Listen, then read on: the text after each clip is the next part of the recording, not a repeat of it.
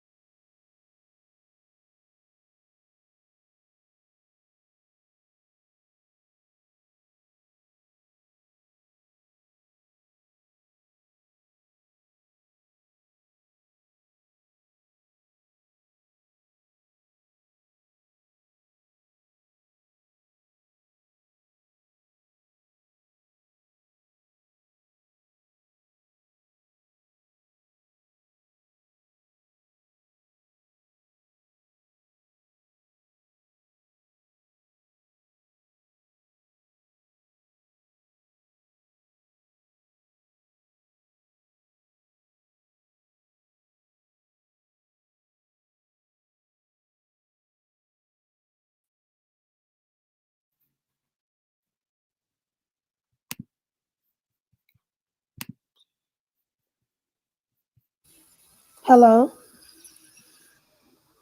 Now, did you guys hear anything that I said? No. You were muted, and I didn't I know thought I if heard. you. I didn't know I what was just looked going down, on. I didn't know if you heard something. and I want to apologize because I just looked down and realized that I muted myself, and then I did this whole spiel, and no one heard anything. Oh But my that's all God. right. Yeah, I just talked nonstop for about 5 minutes, and no one heard anything. but that is all right. But anyway, let me just go ahead and thank everyone who have come in. I apologize for that delay. I was muted, running my mouth, and didn't even realize it. So guess what? I'm human. It happens. But what I was basically saying is that tonight I want to give us an opportunity to dig into our love languages. Love, it plays a huge role in our lives, not just with our significant others, but with family, friends, our jobs, things that we love to do, our hobbies. Love can be a strength for some, it can be a weakness for some. Um, and I feel like love, a lot of times we don't know how to tell uh, our significant others how to love us because we don't know how we need to be loved. And then a lot of times we waste months, days, years loving other people the way that we want to be loved instead of loving them the way that they need to be loved. And a lot of times it causes us to bump heads. And I think that the five love languages will definitely help, give us clarity on how to do that, on understanding ourselves and being able to express that. And so throughout the night, there'll be links dropped for you to be able to go and take the test yourself so you can figure out what your love languages are.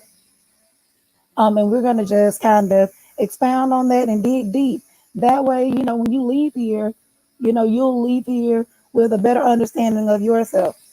Now, I'm not going to keep you guys long. So it'll be maybe about an hour and a half, 2 hours. But I do want to make sure that we leave with something that we can take with us back to our relationships, back to life, so that we can have a better quality of love that we can give and receive. So now there are five love languages. The first one would be words of affirmation. The second um, would be quality time. The third, acts of service. Fourth, physical touch. And the fifth and final one, receiving gifts.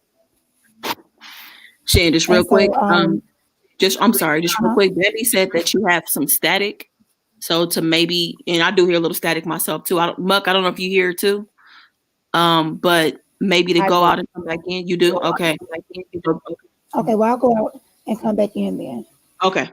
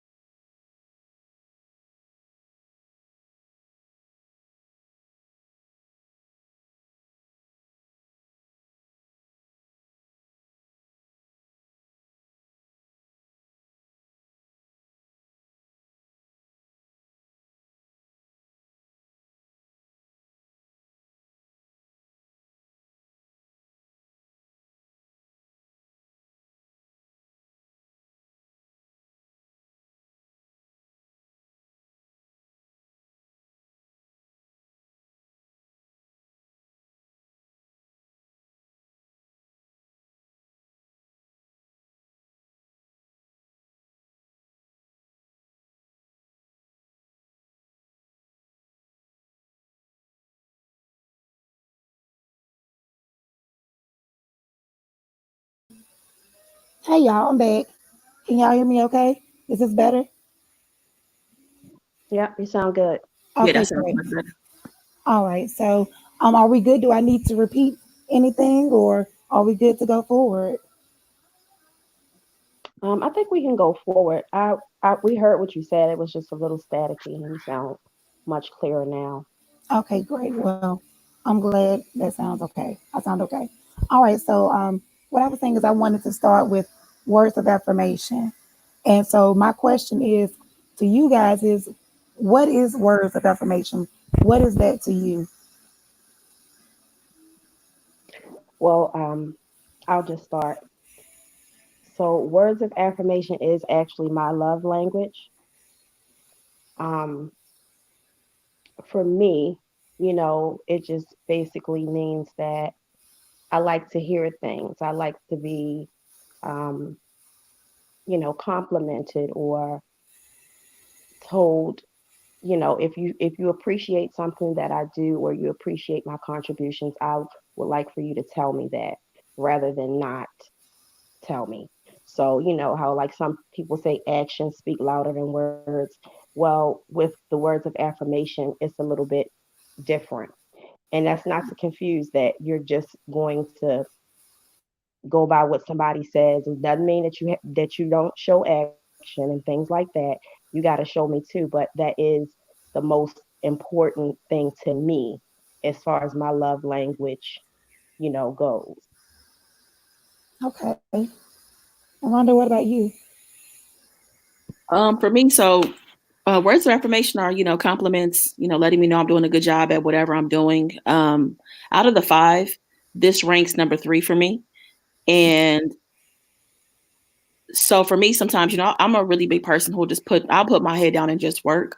So words of affirmation really sometimes kind of stop me in my tracks and really let me know that I feel appreciated, that I'm appreciated in terms of whatever I'm working on, and just bring certain things to my attention because I won't even be thinking about stuff, So it really lets me know that I'm appreciated when someone does take the time out to say thank you or point out that I did a good job at something, while I'm in the middle of a project or something like that.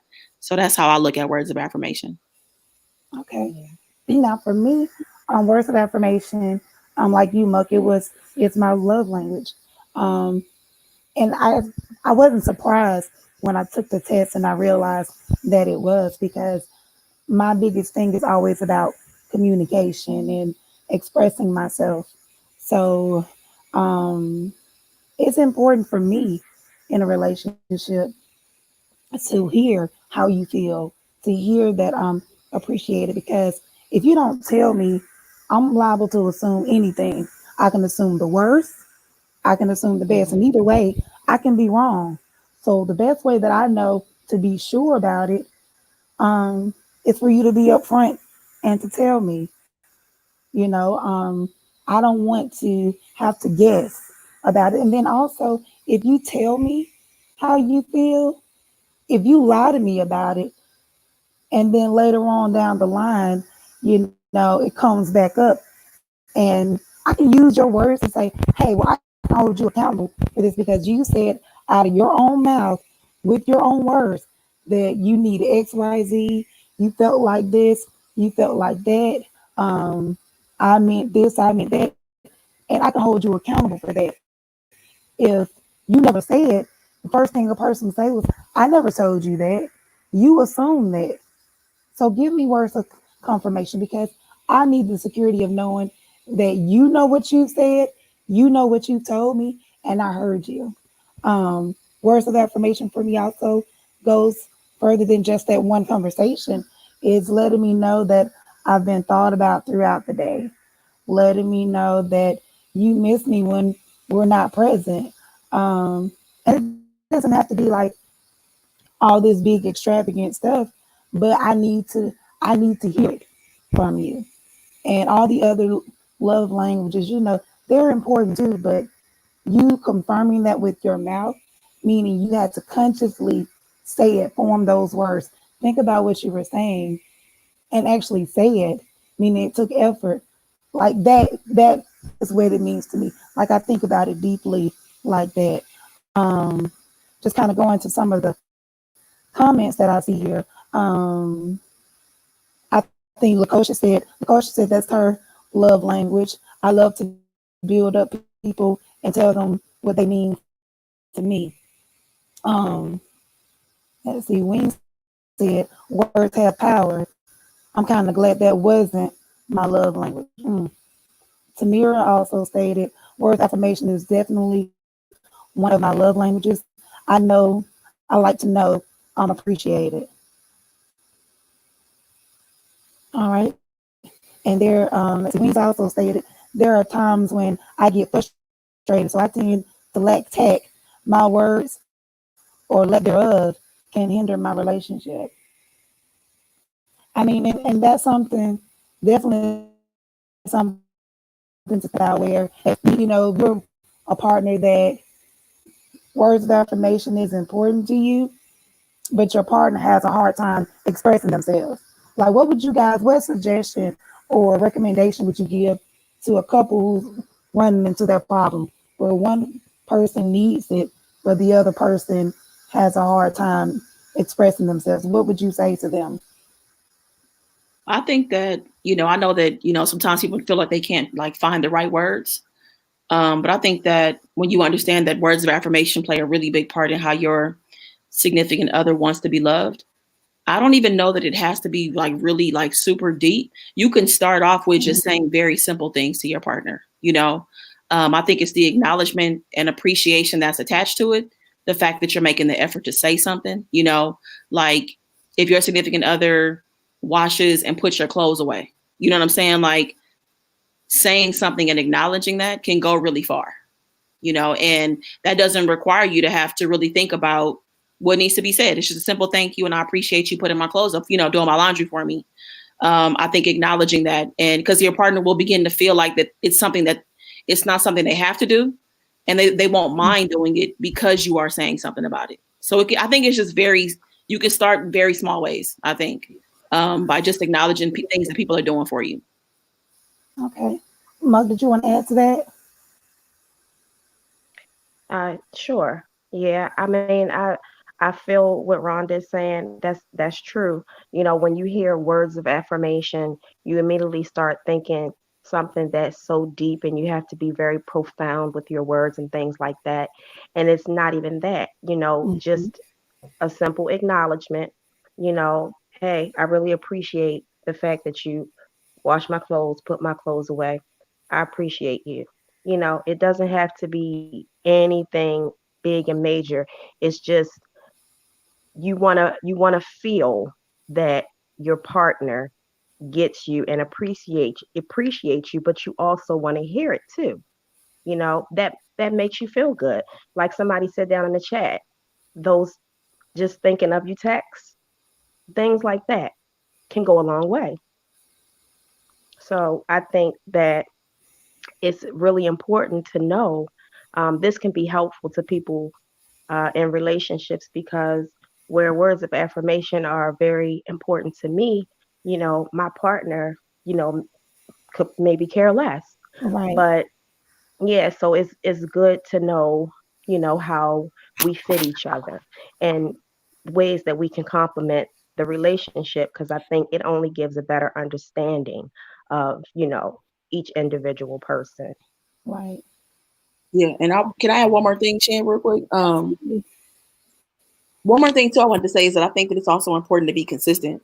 You know what I'm saying? Like with whatever, like you can't compliment your partner like once a month. You know what I'm saying? Like it has to be a consistent thing. I'm not saying you got to overdo it, but we're talking about like this person. This is how they feel loved. Like that's really, when you think about it, that's really significant. That's like a big deal. So I think it's really important. I think all of us can appreciate consistency. So once you learn what it is that your partner, what makes them feel valued and loved, and appreciated in the relationship, I think it's really important to be consistent with that. And it's funny that you say that because that was going to be my next question, which is what would happen to the emotional climate of a relationship if the partners hear words of affirmation regularly? Like if people hear, you appreciate it, you are appreciated regularly. I love you regularly. I missed you. Those little things like that. You are important to me. I believe in you. Those things like that. How do you think that'll change the relationship? Like what impact do you guys think that will have? Shit, you kind of breaking up again. I heard the Okay. question, but it's choppy and you kind of sound like a little bit of a robot. Okay, I'll go out and come back in. But you guys go ahead with the answer to the question. You want us to go ahead and start and answering it? Uh-huh. I'm sorry, you said you want us to answer or wait for you to come back? Go ahead and start. Oh, okay. Mug, did you want to go first for the? Did you hear the question?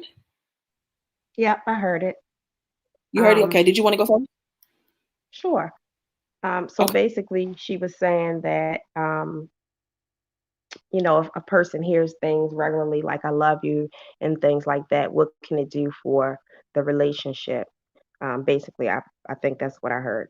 And I think, when you use words of affirmation, like you were saying a few minutes ago, you have to be consistent. You can't just, say this a month later, I never hear "I love you" or "I appreciate you" or "you're special to me" or any of that stuff again. So I think it could be very, very good for a relationship, can help keep the morale of the relationship going, especially for that person whose primary love language is words of affirmation. Your partner may not need to hear that all the time, but you may want to hear those things all the time. And it doesn't mean that just because your primary love language is words of affirmation, that the other love languages aren't important to you. They are just, some are more important than others. So I think that it could really help strengthen a relationship and keep it strong, personally. Mhm. Right. Yeah, I think so too. I think it can help, like, when you really understand someone's love language, and in terms of the climate of the relationship, I think that it can, if you guys are not if you're in a not so good place, I think that it can help you get back into a better place. I think that it can, and I think that if you do it consistently, understanding each other's love languages, that it can really make for a healthy relationship.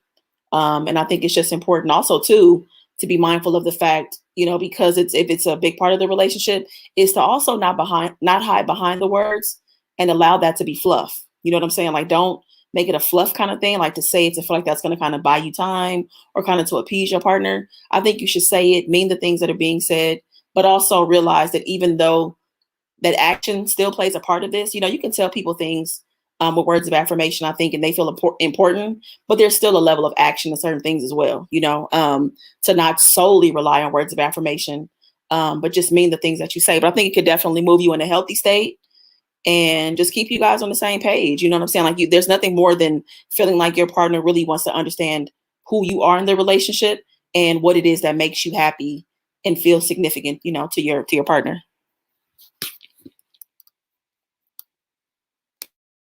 Yeah, I Okay. definitely agree with that too, Rhonda. And I was just looking at some of the comments, Shen, Mm-hmm. and a lot of us have the the same love language and things like that. But it's also important to get a greater and deeper understanding of it. I mean, if you want to. Because I was looking at Wing's comment, and you said that you wouldn't want to basically beat your partner over the head with affirming words every time you walk through the door. And I think you're thinking too much into it. Um, that's not what it means. It doesn't mean that you constantly, all the time, every minute of the day, every second, have to give affirming words to your partner. It's not that. Um, it's not that. It's more of a natural thing. You know. So I wouldn't want nobody to call me every 5 minutes and constantly that would get on my nerves. I'm gonna be honest with you. Right. Even though words of affirmation is my love language, my primary language, that would drive me crazy. It would. So I get what you're saying, Wings, but I don't think that this means that. That's not what I need in a partner. I don't need my partner to constantly, every minute, every second of the day, spend time adoring me, and lifting me and affirming me. It's not that, and I hope that makes it a little bit more easier to understand. And just because you want to hear these words, like Rhonda was saying, doesn't mean you don't want to see some action, because we can still tell if you putting, adding yeast to things, or you just saying stuff just to be saying it and all of that. So that was, what more I wanted to say to it. And I agree with everything that you guys are saying. I did read some of the comments in the chat, and it can be, for the person who is trying to, love their partner, based on their love language, based on words of affirmation. It can seem intimidating because it's not yours. It's not something you need, and you're trying to give them what they need. So that's another layer and level of communication that has to take place. So your partner's love language is, words of affirmation. When they tell you that or express that to you, um, then they need to be more specific about what it is that they expect. We do need to set expectations. Um, and if you're not clear on it, ask. We can't be afraid to have that discussion. We can't be afraid to sound, like, well, I don't want to sound crazy, like I don't understand, especially if you don't, because you don't want to overdo it. There is a thin line between, giving them just what they need and overdoing it. And every person is different. So, for instance, me and Muck, both of our, languages, primary languages, words of affirmation. There may be things she need that I don't need, and things that I need under that she don't need. So it's based on your partner and being able to have that understanding. Now to go to I'm going to go ahead and move on to the next question if y'all are okay with that. So, and it kind of rolls right on into the next thing. How vital is it that we share our needs with our partners? How important is that? I think it's critical, because if you don't, then you start doing things that, work for you, which might not align with your partner, or you start treating people the way you treated people, your previous partners. You know what I'm saying? Like thinking about things that work for people that you used to be in a relationship with, and which can cause a Right. problem. You know what I'm saying? And so it's absolutely important to communicate what it is that we want. I mean, of course, it starts with knowing what you want, but then being able to communicate that. And like you said, it's also important to indicate like how you want that, what type of words of affirmation like make you feel good. Because like you said, you and Muck have this, it's primary for you guys, but you guys have different needs.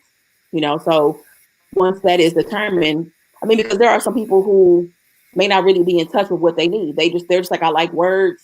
I'm not sure what kind of words I like. So maybe you guys can explore and figure it out together. But, I think it is definitely important to communicate that, because if not, you could potentially be all over the place and start creating kind of like bad habits and stuff too that end up affecting the relationship.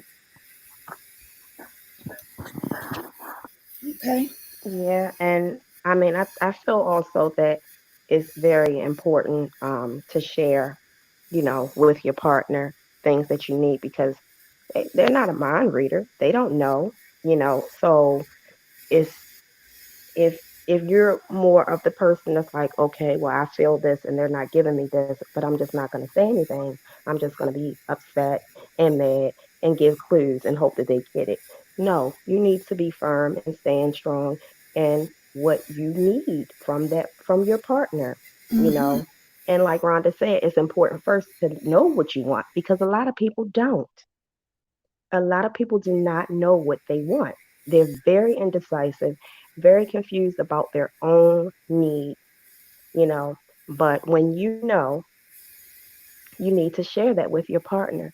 You can't blame someone for something that they just don't know because Right. everybody is different, So it's very important, that falls under the whole communication thing. And I also think that words of affirmation is important to me because I'm a big communicator. Mm-hmm. So, whether it's something good, whether it's something not so good, we need to talk about it. We need to work it out. We need to get down to the bottom of it. I can't I can't help you. You can't help me if we aren't talking to one another. Yeah. Right. And, I mean, and also, the really good, oh, I'm sorry. go ahead. I was also just thinking about how, like, this made me think about how when I hear, and I've been guilty of this in the past, and I've really tried to work on this, where I say something is not a big deal, and it's like it's not a big deal to me, but it may be a big deal to my partner. You know what I'm saying? So Mm-hmm. that just goes back to communicating and being clear on what it is that you need, so that I don't minimize something and end up hurting your feelings, and then you feel like you're not important. It starts to spiral once things like that happen, you know. And but that is something that I've been working on, and that's because I had a friend who was really big with words of affirmation, and I had to realize that, you know, certain things weren't a big deal for her. I mean, were a big deal for her that are not a big deal for me. And that, a lot of it probably has to do because words of affirmation is not my primary love language, and I learned a lot from that interaction, you know, and just being sure not to minimize others, you know, perspective and what they need. I'm going to tap on two things. One thing that I did want to tap on is something Bambi said, and she said, "There's nothing worse that I hate than for my feelings to be made invalid. My feelings and needs are what I say they are, and that is true. So with words of affirmation and everything, it is a learning process for both the person whose love language it is and their partner. You're learning what you like. You're learning what you don't like. And as you learn that, you have to share that with your partner. It's trial and error for you, just like it is for them. We don't go into relationships or dating automatically knowing everything. And as we get older, those things change. So what we're responsible for doing is we have to tell people. If you don't open your mouth and tell them what you feel, this makes me uncomfortable. This made me sad. This made me feel this way. This made me happy. I felt like this when you said this. I felt like that when you said this. And then as the partner who's hearing that, you have to be willing to receive that and hear that and understand that a lot of times their feelings may not be a direct thing about you, but about them. So don't be offended when they tell you that. Embrace it, understand it, and then you guys can work together on what you need to do to make it work. Because it does take work on both ends of communication on both sides of it. So, um, and that's just, my take on that. It's a learning process. Just be prepared, to do the work for it, and it'll get easier. Now, I know time is kind of, I know I wasted a lot of time in the beginning. So what I'm going to do is kind of go ahead and jump to the um, the next language, which is quality time. So quality time, I know a lot of people think that's just about, going on dates and all of this, but I want to my panel and to people that's in the chat, can you tell me what is quality time to you? What is the purpose of quality time?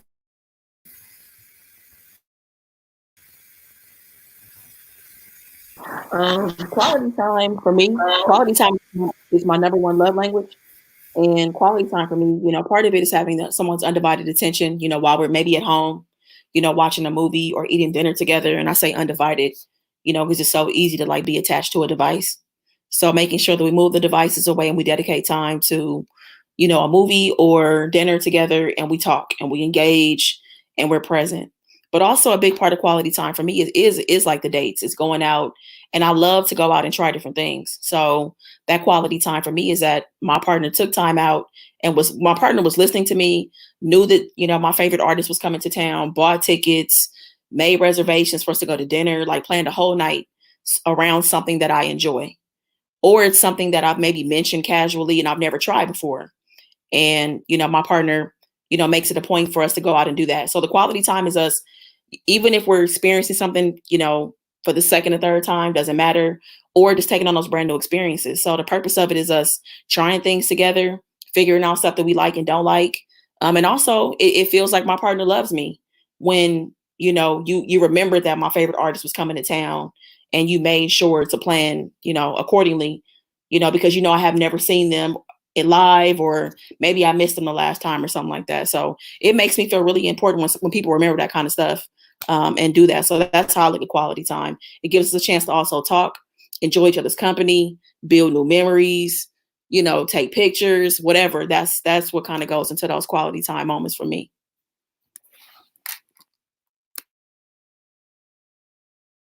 Um, Do you have any? Okay. yeah, I was just gonna say that the quality time is, giving someone your undivided attention. You know, you need to be into each other, spending time together, not making it like it's a chore, but actually giving that time. And also, it's very important that you are in the moment. Like, don't just be physically there, and your mind is somewhere else, Like Rhonda was saying, I think about like the cell phone and all that kind of stuff like that. You know what I'm saying? If you're supposed to be with your partner and you're supposed to be spending this quality time, don't keep looking at your phone every few minutes. You know, don't keep working on your computer every few minutes. You know what I'm saying? Spend time with that partner. You need to be present, basically. You need to be present. You need to be there, give that time because it's very important. And for some people whose quality time is their primary language, it's super important to them. But I feel like it should be, it's very, you need that in a relationship. How can a relationship thrive when you don't have that time that you spend together? I think it was like number three for me, the quality time piece. But you know, I don't personally need it all the time, every single day, all day. I don't. But when I have it, I need you to be present in that moment with me. Okay. And I can understand it now. Um, I know that some people will say, I've heard some people say that quality time for them doesn't even have to be about necessarily engaging with their partner, but just being able to, lie in bed next to them or sit on the couch and I may be working on my homework, you may be working on something for work, but because we're there together, um, that can be considered quality time. What do you guys think about that? Like, what percentage of quality time can be just being present with your partner, and the other percentage is engagement? Like, or does just being present, does that not count at all? Yeah, I I think mean, I, president. I agree with both. I agree Yeah, with both because I think that, sometimes you can be curled up with a book, and your partner can be doing something else and you're right there together, and that's that interpretation of spending quality time. However, I feel that it really depends on the individual, you know, Mm, because some people may need a little more than that. Like that's to me, that would be great. But I'm talking about if we're actually doing something where we need to be mm, engaged in something, I need you to be present in that moment with me of engagement. I need you to engage me. So I feel like it is a percentage, maybe a 50-50. For some people, it might be a 70-30 type thing. So I think it just differs. And also, I think the time of the relationship has a lot to do mm. with that as well. Because if you're just starting to date someone and things like that, you might need to do more of actual engagement rather than just being present and or just being in each other's space, you know, if All right. Well, I that makes want to sense. So since you said that, I want to say that like people always say in the beginning, couples have no problem with spending time getting to know one another. So why does that change over time for most couples? Like, why does that change? And does knowing too much about your partner decrease the power of quality of time? I'm sorry, of quality time. I think we our relationships get impacted by routine. I think that routine Mm, becomes part of it, and because it's fresh and it's new, it's that energy that you can ride off of in the beginning. But when routine starts to creep up on you and you feel like you guys are in love, you kind of it's easy to kind of start slacking a little bit. And then that little bit becomes a little bit more. then a little bit more. You know what I'm saying? It becomes easy because I think that we feel like, okay, this person love me. We agree we ain't going nowhere. Cool. It's gonna be forever. Great. You know what I'm saying? Like we've got that. But that's just not true. You know what I'm saying? I think that's really how people end up growing apart. To be honest with you, is when you start to get into that routine and you really have to make sure that you're pumping new energy into the relationship, which means, and a part of that may even require you to redo your love languages. You know, maybe y'all been together for 3 years. Maybe it's time for us to take the test over because it could change, you know, because we change. So I think that that's a part of it, in my opinion. Okay. Did I answer the second part of the question? I'm sorry. The second part of the question was, can you say the second part one more time for me? And the second part of the question is basically, does knowing too much about your partner decrease the power of quality time? I don't think so. I feel like the more I know about you, because I'm a very curious and inquisitive person. So I feel like the more I know, the more I can do and plan. Like I love to plan stuff too. So the more I know, well, it just helps to know who I'm dealing with, number one. And number two, I can use those things to my advantage when it comes time to, celebrate a birthday, anniversary, or, I know you had a long day at work. I know what types of things make you excited so I can, order something and surprise you at work. The more I know, the more I can deliver on those things that I know make you happy and make you feel special. So And also, Shen, I wanted to add that because just looking at Ashley's comment, I absolutely think that talking on the phone, video chat, and things like that fall under quality time. You know, you can't always physically be in each other's uh, same space, but that doesn't mean that you can't still grow the relationship and still spend that quality time. And for some people, that's enough when they can't be with their partners, you know? Right. All right. So, I mean, and I feel like with that, okay, over time, people just you like when I say you fall into a routine, you get comfortable. For some reason, we feel like once we done all the questioning we want to do, I think I know everything about you.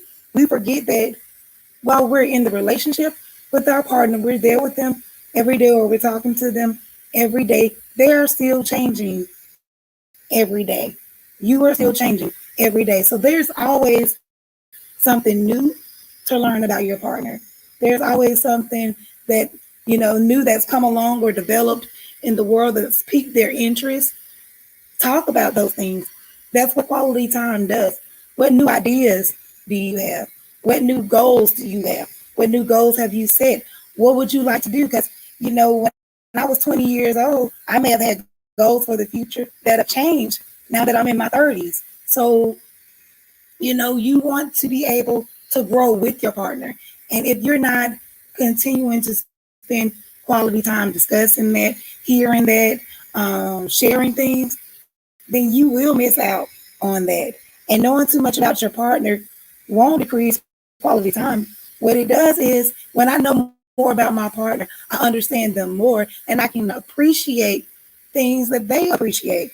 So if I know that my partner enjoys art or music and they say, hey, let's go to this concert, I can enjoy that concert more because I know what it means to my partner. That's their element. And I know they want to share that with me. So that's another way to kind of look at that. Understanding your partner, the more and more you know about them, the closer you get to who they are as a person. So, I think it can work in the opposite way versus it decreasing the power of quality time. I think it can increase it. Um, so let's see. Well, did you guys have anything else to add to quality time before I go on to the next one? I just wanted to say, are we going to talk about love languages from the perspective of like for ourselves and like, or is it just going to be like relationship? You know what I'm saying? Like I'm only asking so that I can touch on it right now since this is my main love language. Maybe I should talk about it right now real quick, just as it relates to me by Absolutely. myself. Oh, okay. Yeah, So definitely. okay, because quality time is really important for me, my quality time also is the quality time I spend with myself. I like to do stuff by myself. And I know that that's not for everybody. So I would have to have a partner that's okay with that, because that's like a deal breaker for me, for somebody that is not, that can't, that has a problem with me spending time by myself. I love quality time with my partner, but I also love to just get to know myself, and some things I just want to do by myself. It's just time with me, pouring into myself. And I didn't realize how much I enjoyed that. Probably within like the last 3 years, I realized how much I enjoyed doing stuff by myself. I don't do it all the time, but I just realized like how much I feel like it makes me a better individual and a better partner for me to be able to Mm, step out and do things by myself. Like I go out and fill my cup up, and then I come back and share with you my experience, and maybe we go and do some of those things together in the future, you know. But I just realized like how important that I need my own quality time too. So I'll go out by myself, and I'll leave my phone sometimes, or I'll put my phone on, make sure I put it on silent, so that I can really be present for what it is that I'm taking myself out to do. Like I don't, because I mean I spend so much time on my phone that, like, when I step out the house and make that plan to do something, I really plan to even be present with myself. mm. I'm glad you brought that up, Rhonda, because I mean that is very important. It's as important as quality time is to spend with your partner. Spending quality time with yourself to understand yourself, to think clearly, to think things through, clear your head. Um, I think that's very important. I think it's important to spend time also outside of the relationship. Like sometimes you can crowd your partner. Sometimes you can Mhm. crowd yourself and you need that break. You can be around them so much to where, you may be frustrated about some things and they want to, talk and all of this stuff because you're there and you get frustrated and lash out at them and it has absolutely nothing to do with them, but you just have a lot on your mind. And sometimes that alone time, even if you just go to a restaurant, and have a little lunch or go for a walk in the park, sometimes it's good to have that time for yourself. So it's definitely something that's needed. So that was an excellent point to be made, Yeah. Rhonda. And for your partner not to, like I said, it's important to have a partner that understands that, because it's very easy to be met with, well, are you, with assumptions. Are you cheating? You don't enjoy my company? Is our relationship changing? Is it something you want to tell me? And it's like, nah, like I literally just want to spend 2 hours by myself. That's it. So, and everybody does not understand that. So, and I get that, you know what I'm saying? It's just one of those things, which I understand, but that's so huge for me that, yeah. So I just wanted to bring that up, that for me, for quality time. Yeah, thank you for bringing that up. That was an excellent point and something that I had not thought about until now. And did y'all want Mhm. to add anything else before I move on to the next one? Um, Mm. I love spending time with myself doing things that I enjoy, and I do enjoy that quality time with myself. It is imperative that I have it. I do not like to be, um, if you're constantly giving to the relationship and you haven't put anything into yourself, how can you be your best self in that relationship? And sometimes we just need that. We need that time, apart, and it needs to be okay. If it's not okay, I'm talking about for me. If my partner can't understand that this ain't a me and you thing right now, I'm just want to do this for me, and it doesn't have to be a whole big thing where you're feeling Mm, slighted or anything like that. You just need to have the right partner that can understand those parts of you. But I feel that it's very important for me, for that I spend time apart from the relationship and I do some things for me. And sometimes quality time for me is just, again, curling up with a book, watching a movie, not wanting to be disturbed, really getting centered with myself. You know, I need as well as the relationship needs. So, but enough of us, we don't always look at it like that. We want to be with our partners 24/7. hmm So it just depends on what what each person needs. Right. And I think one thing that we have to look at is that, again, this is love language, right? So, one thing we Hmm. always push is loving yourself. If your love language is quality time, then loving yourself, quality time with yourself, that's what that is. So, if your partner can't understand that you need time to love on yourself, because I need to be able to show myself love.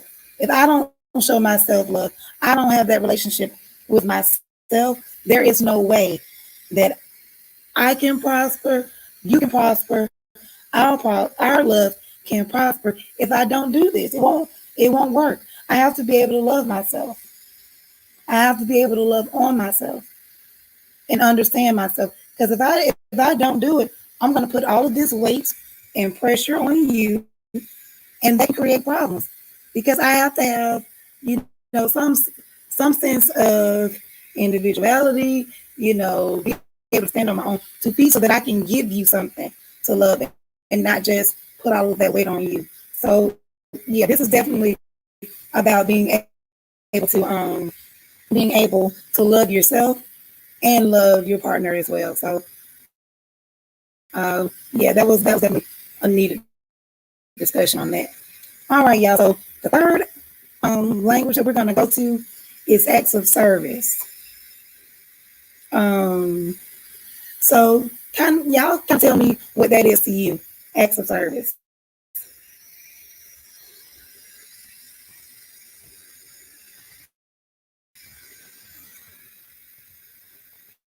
I'm sorry. I see it. Acts of service for me is just like completing things like around the house. You know that, like for example, you guys know I cook a lot, so cooking dinner for me and me taking a break out of the kitchen, I would look at that as like an act of service. Like you're doing something for me on my behalf. If for some reason I couldn't take my car to the dealership, you took my car to the dealership for me, to make sure I got the work done on it. You dropped it off for me or something like that. So I look at it as you just kind of picking up, doing something for me, either that I don't want to do or don't have the time to do.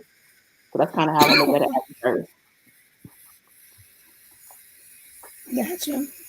And And what about you? acts of service is my number two, I believe. And just real quick, you know how earlier we were saying that your love language can change and all that stuff like that, and you Mm, change over time. When I first took this test a long while ago, acts of service was number one for me, but it has since changed. Um, so yeah, I just wanted to make that point. Just because that's your primary language or whatever at the time, it can change. But yeah, to me, acts of service is someone being there to help, even if I don't say I need help, that they just know, or they see that I'm very stressed, so they try to take some of the load off of me and help me. You know, if I have a lot of errands to run, they may offer to run one or two of the errands for me. Like Rhonda was saying, doing things around the house and things like that. That's what it is for me. And I think it's very important because it's also that it fits that mold of the actions speak louder than word piece. So, you know, rather than you always telling me, sometimes show me. And someone who understands that you need, your love language or whatever, you need those acts of service, they will tap into those things. Um, and I think it can be very good for those that understand that, because everybody is not always able to help you, um, so that you're not bombarded or that you're not overly stressed. I feel like your partner should be someone that you can lean on and depend on, you know, but everybody is not into that. But with acts of service, I think it's very important to those persons that they have that. and for me, I think with acts of service, I look at it on a number of different different ways, different levels. It Hmm. can be things like, like we talked about, cooking dinner, you know, cleaning up the house. Um, ask, acts of service can, for me, simply be just listening to me go on a rant about anything that I'm mad about. Just being the person, just actively listening. Um, that's a service to me. Um, if you see me struggling to reach for something or grab something, you just walk up and you do it for me instead of just, letting me struggle to reach for something or having to go get the chair and all this stuff. You just do something very simple, going on about your business. It's it's little things, like that can work as an act of service. It can be if you know that I have multiple errands to run today, and you say, "Well, I know you got to go to the grocery store, do this and do that." I'll go ahead and make sure that the food, go ahead and prep the food. So when you get home, I know you wanted to cook this. I'll go ahead and help with that. So I'll make sure everything is in place for you. So when you get back home, you don't have to worry about that. Little things that make my load easier is an act of service. And so, one of the questions that I did want to ask you guys is, why do people seemingly become different after after they become committed? After you decide you're in a committed relationship, acts of service changes. Why is that?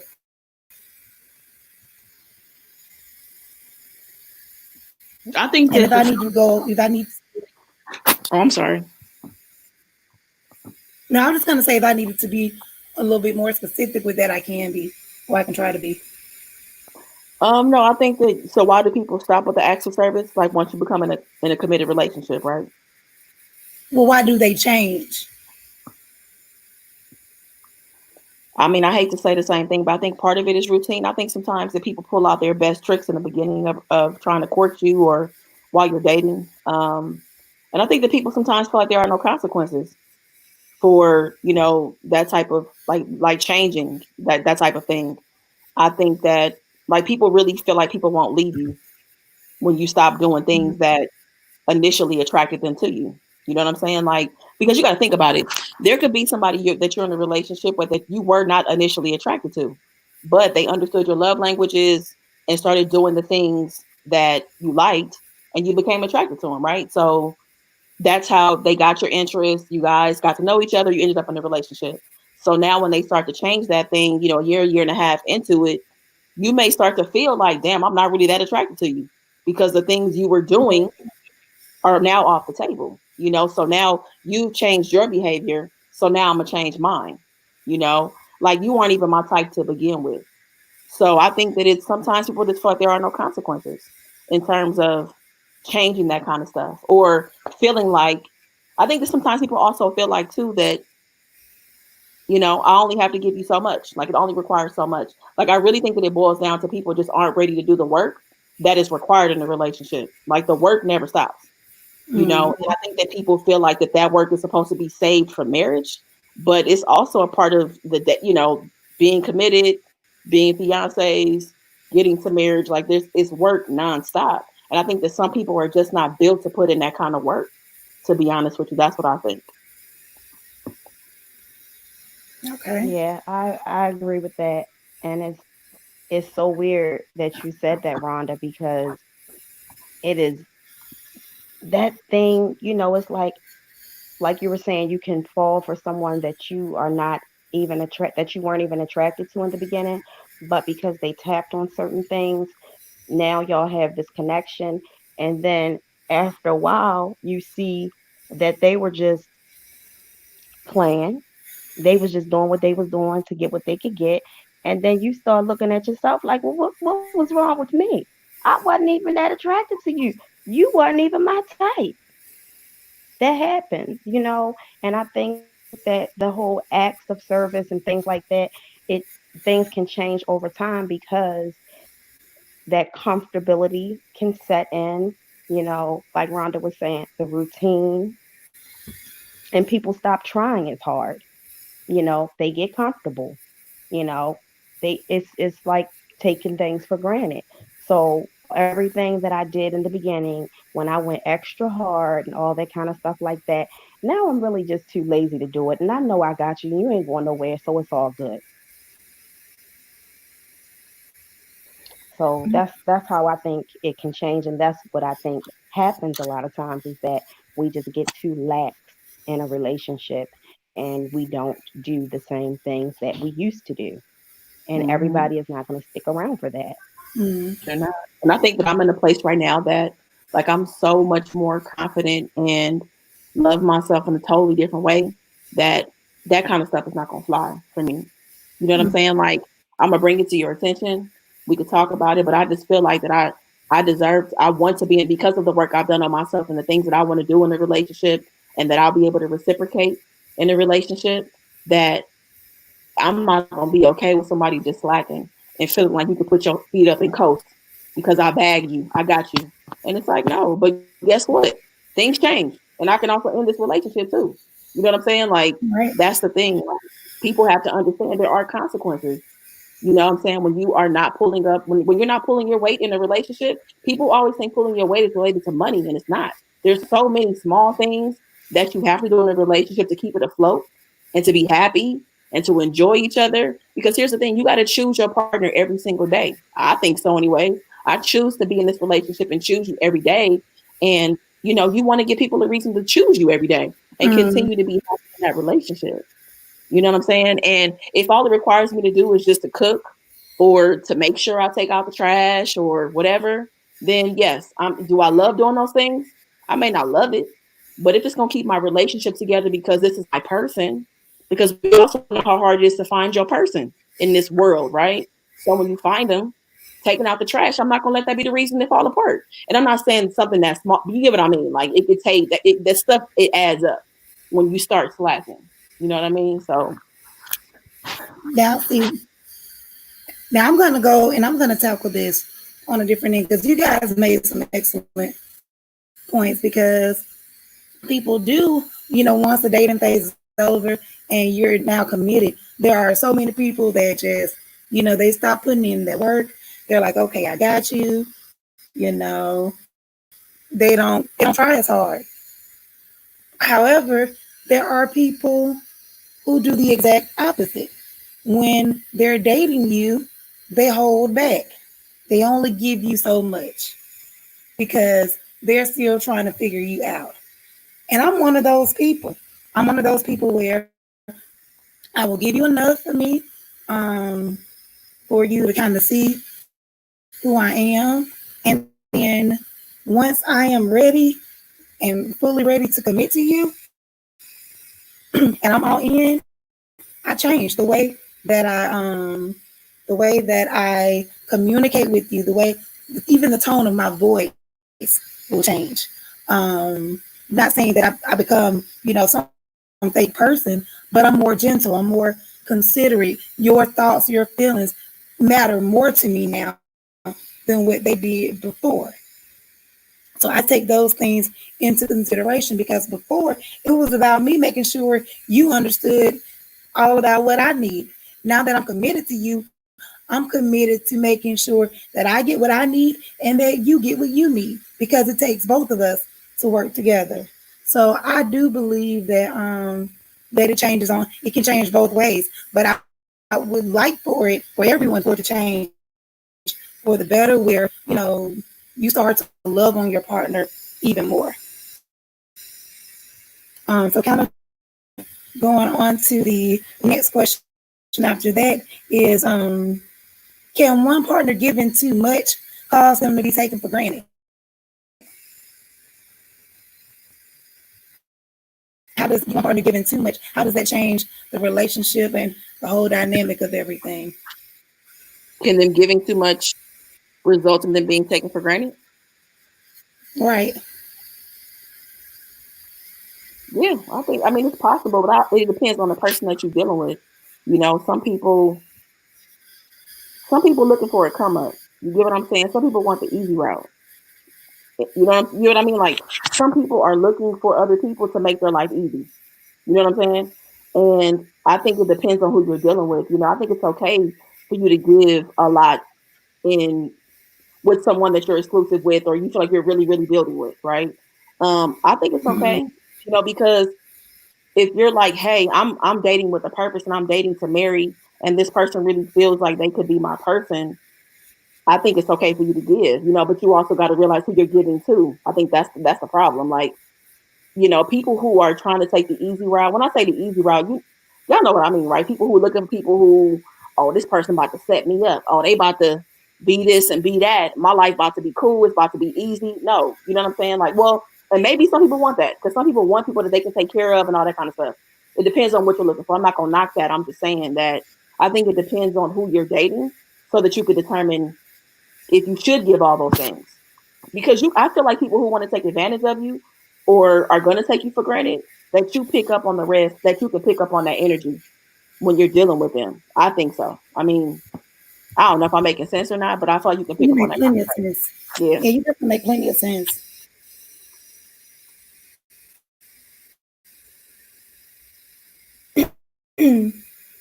And Mike, did you want to add to that? Okay, Yeah, she may have had. I think it can change. I think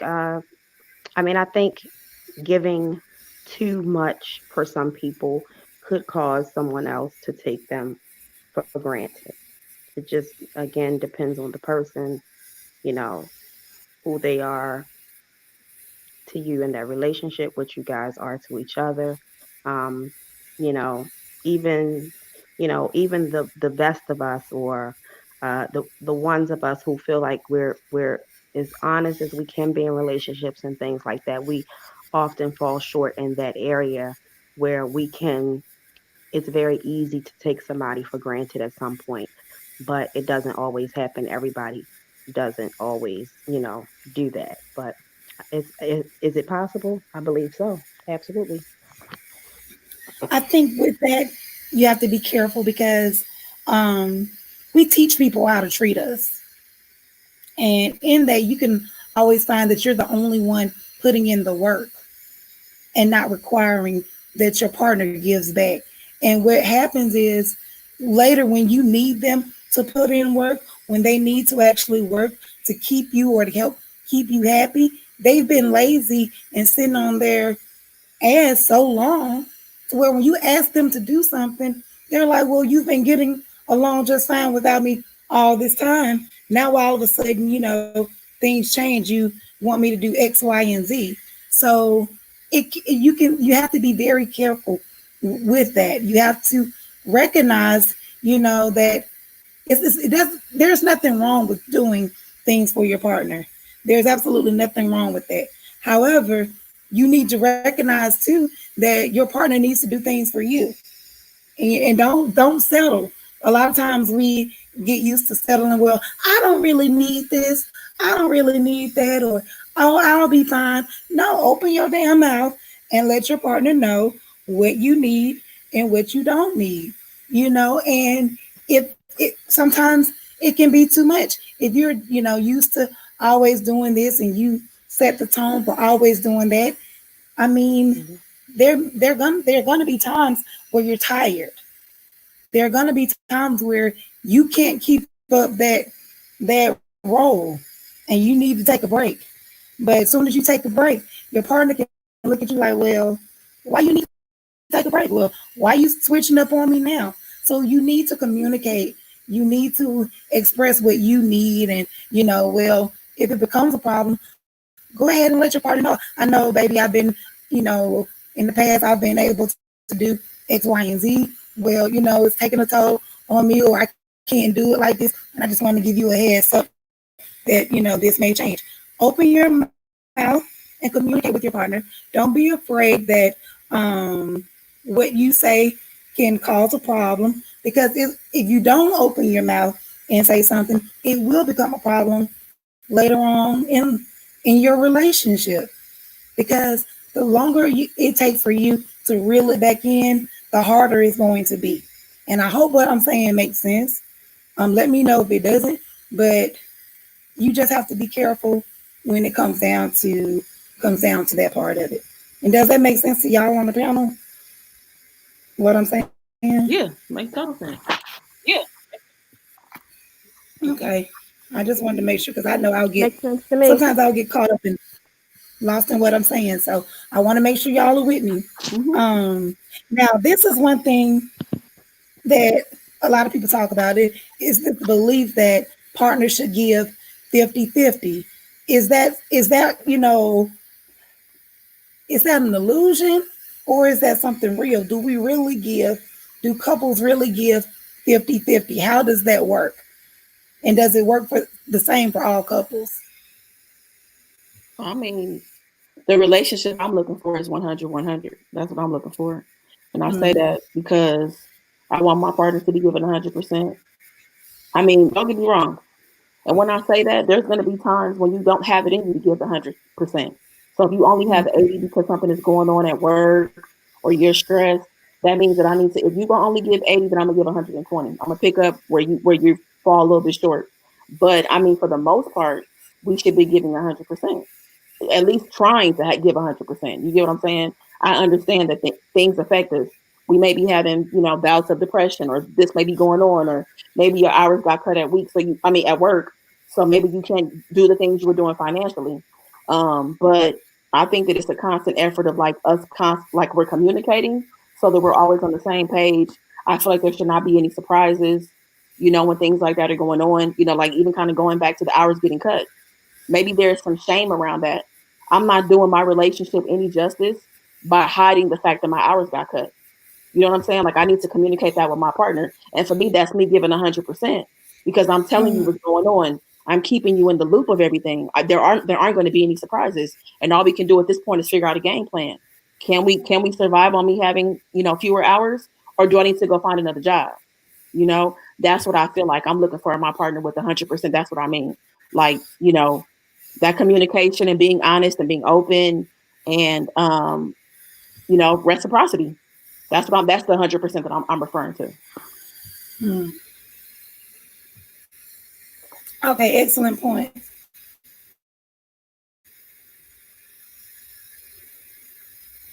And look, you can shoot whenever you're ready.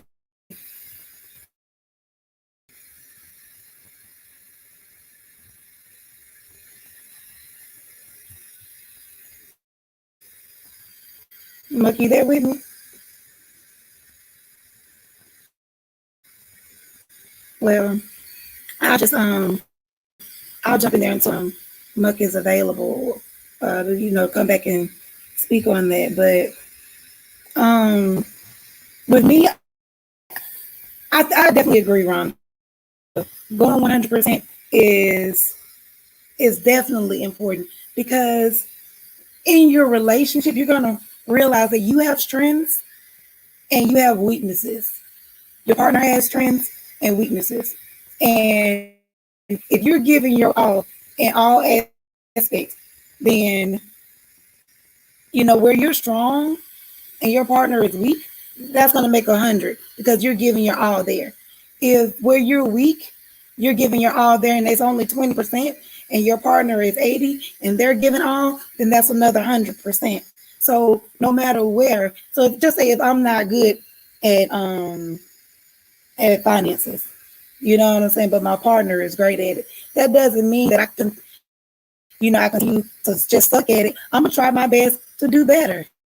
I'm gonna give my 100% best in making sure that I'm not over here making bad financial decisions. That I'm not out here overspending and doing crazy. I'm going to do everything that I can because if I just say, well, she got it, and I just let her do it, then guess what? I'm not giving my 20%. So that means we're going to lack in that area because if she's giving 80 and I'm only giving 5, we're 85% right there.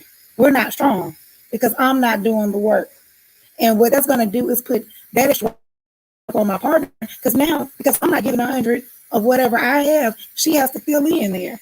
So give everything that you can so that it is 100%.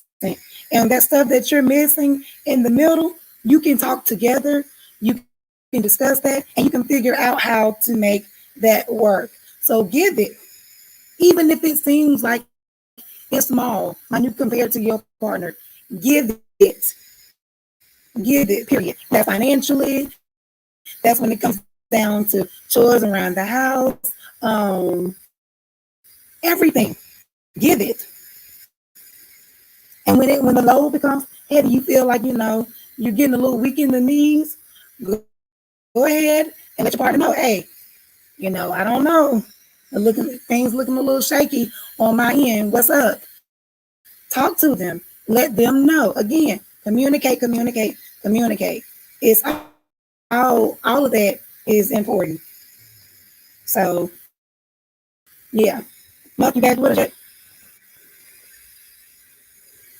Let me What check. you I say, don't know. Shen? I was asking if you wanted to go ahead and comment on that. I stepped away. I had to take a phone call, so I didn't hear what you guys were saying. So I don't even want to interject in that. Okay. If you want to, have we moved on to the next love language yet? No, not yet. I was just finishing up with um acts of service, and we're getting Hmm. ready to tap on physical touch now. Okay. And so, what I'm going to ask is, y'all go ahead and just tell me what physical touch is. And it doesn't have to be long; just basically what you think it is. We're on physical touch. Uh huh. Okay. Yes. Physical touch can be very important to some. You know, a gesture, rub my back, hug me, things like that. It's not a primary love language for me, but it is important. Um, I think it was it was number four. It was came in number four for me. But some people constantly need, that affection. Kiss me out in public, hold my hand. Does that make you uncomfortable? Some people are uncomfortable with that type of physical touch. Um, they may not want it out in the forefront, not because they're ashamed of their partners, but because it just makes them uncomfortable, you Mm-hmm. know. And then to others, it's very, very, important. And um, it could, I think it could go either way. It just depends on what your partner requires. Um, if we're in a relationship, and let's say for instance we just made love or whatever, and afterwards you turn your back on me and you give me no physical touch at all, that's going to be a problem for me. Like I need to be held in that moment, or caressed in that moment, or whatever the case may be. You may need that. I want to give you that as well. I mean, if we both fall out to sleep, okay, that's fine. But don't be so closed off to where you just off on your side and I'm just off on mine, unless that's just how you get down. But for me, it's important. That's what that means to me. But again, the it also falls under the being out in public, or you walking down the street and I lean over and I give you a kiss. Are you going to kiss me back? Or is that going to make you uncomfortable, or is that going to make you love me more? Is that going to turn you on? You know what I mean? Right. I definitely get what you mean. Physical touch for me is really important. It quality time only be physical touch out by like 1 point for me. So physical touch is really important for me. It's just affection. I'm a really affectionate person. Um, and I think that it's, the affection privately, publicly, I'm fine with it either way. And I think it became so important for me too because I've had intimacy issues in the past.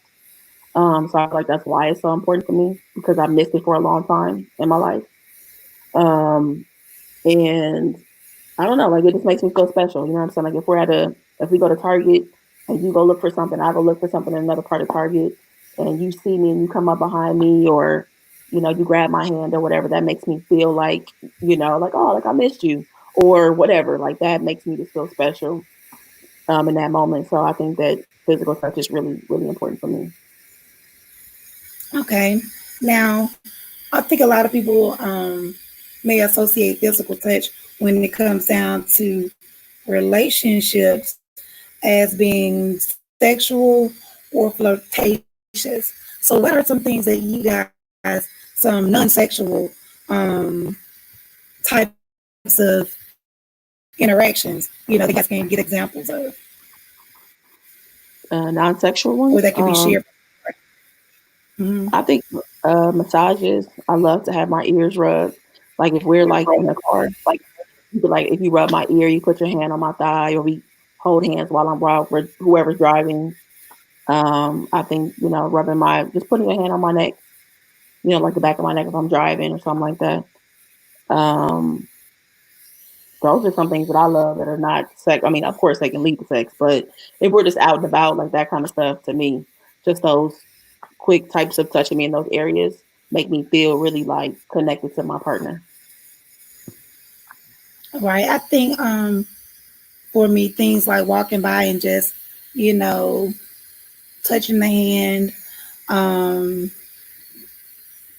out in public, just necessary. It could be as simple as, a hand on the back, those little simple gestures, and interactions, things that are very simple. Sometimes I think physical touch may not necessarily have to be even physical. It can be so much as a look or a glance from across the room that touches you on Yep. the inside, Yep. That's where exactly what I was about to say. yeah, where you can connect that way. Where I'm over here talking to this group and you're talking to that group and we lock eyes. Like you're thinking what I'm thinking. I see you. And then we go back. Like those physical touch can be so much deeper than, just the normal things, the first thing that we think about, walking around holding hands and, kissing and all of that stuff, or whatever, can lead to foreplay and all of that stuff. It can be very simple. It can be standing next to each other, not necessarily touching with hands, but just shoulder to shoulder, knee to knee, thigh to thigh, back to back. Those little bitty simple things can be everything. It can be everything. So, Rhonda, did you have anything to add to that? Oh no, I really agree with the eyes that you mentioned. I think I love that too. Like we might just even be out like doing some work together, or like you said, being at a party and just looking up, like you guys are so connected that we happen to look up at the same time, we smile at each other, and then go back to our like respective conversation. So I definitely feel like that's a form of physical touch too, because it makes me feel like if you were close to me, that you would touch me right now. So Yeah, So, I okay, definitely feel that too. Because I was right before you said it, I was thinking, physical touch doesn't even have to be just physical touch. You can touch me in so many ways, and the eyes is a big one. And it doesn't always have to be something sexual. So, yeah, I right. agree with that as well. Yeah. What So about the next somebody doing question, something for you, like combing your hair? Like, you know mm, what I mean? Or greasing your right? scalp. yes, I need to find somebody that's gonna do my locks. So yes, on this one, Yay. that's my requirement for my next relationship, y'all. Not a requirement. Yeah, requirement. No, I'm just playing. But no, yeah. Uh-oh, What do you say? uh-oh. But I think Okay, that kind of then. thing, I think that kind of thing can be very intimate and sexy. You know, Mm-hmm. you rubbing my scalp. Come on now. Ooh. Because I'm telling you, like I have braided several heads to help women prepare for their wigs, their Mm, weaves. So yes, it is like I think it is a good form of like physical touch. Mm. yeah. Well, y'all, I hope y'all taking notes. So this is some good stuff that's being shared in the chat.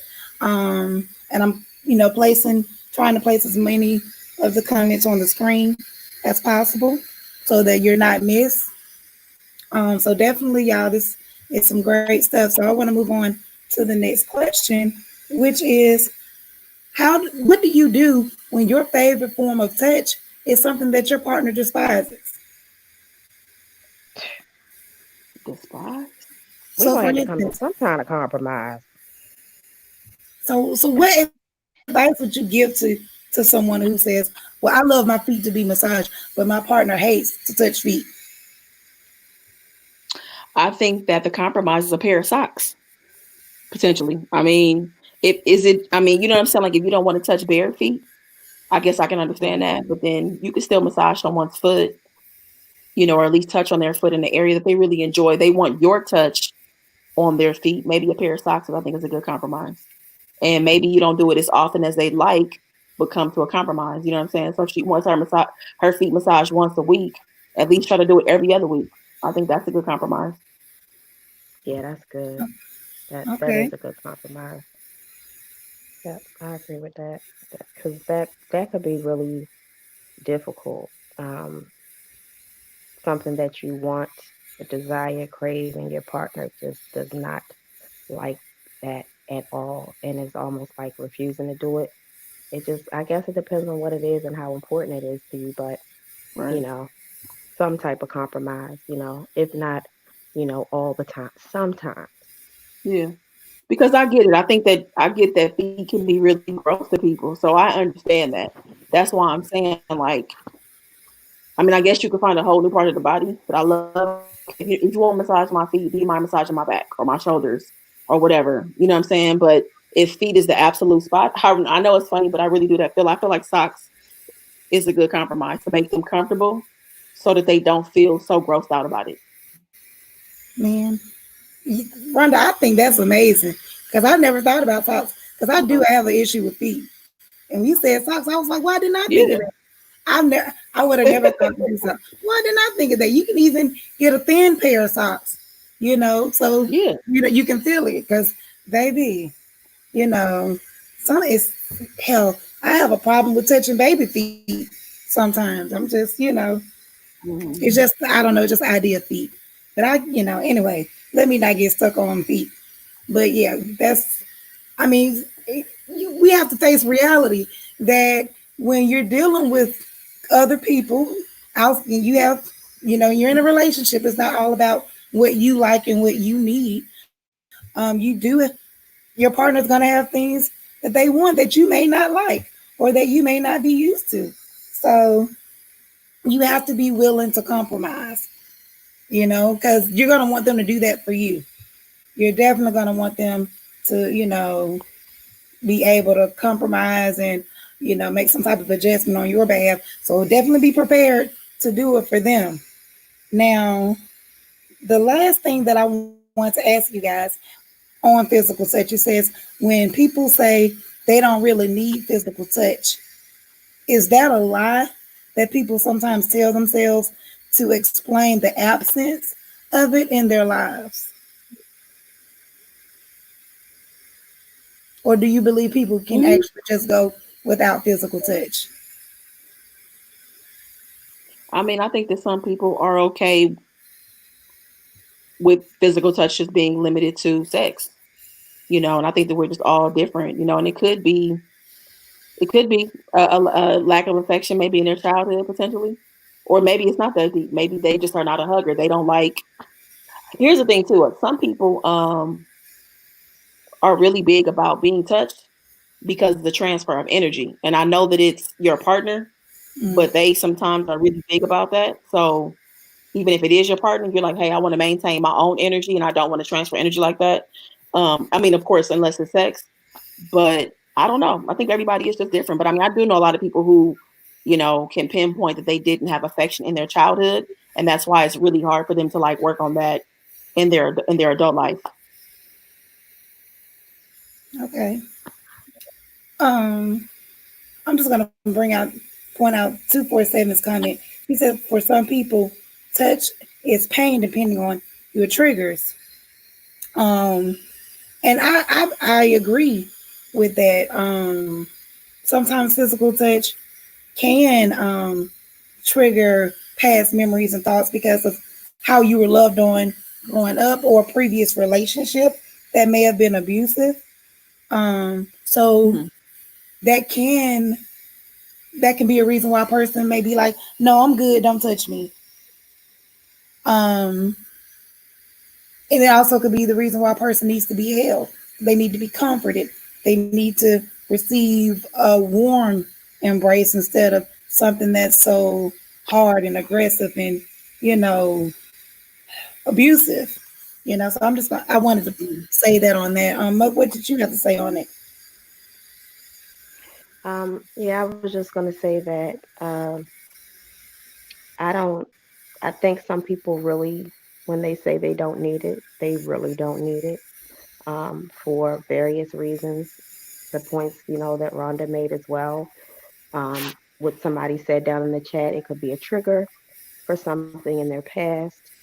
But I also believe that uh, if you have a partner who is very big on affection and they are big on giving you affection and you are just very closed off to that, I could see that as problematic.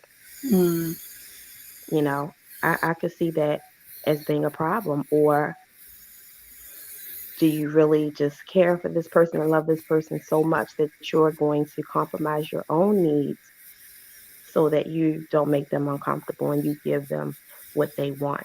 It's so many different dynamics to this stuff, you know. And I just feel like when someone fits, they fits. They fit you. You know what I'm saying? And when you know what your love language is, and this is just one part of it. This stuff can go off into so many different areas, but it's again important to know what you like, what you dislike.